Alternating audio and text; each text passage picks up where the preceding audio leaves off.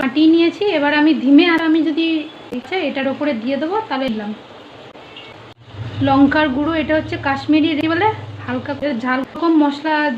আর বাকি আমি যে মশলা হয় প্যাকেজ বিরিয়ানি মশলা যেটা, এটাই আমি প্যাকেটে কেওড়া জল দিয়ে দেবো,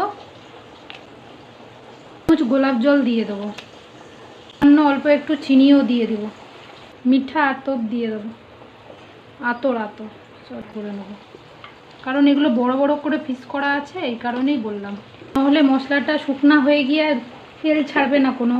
আমি এবারে বিরিয়ানির লেয়ার ফেলবো, এর জন্য 2 চামচ ঘি,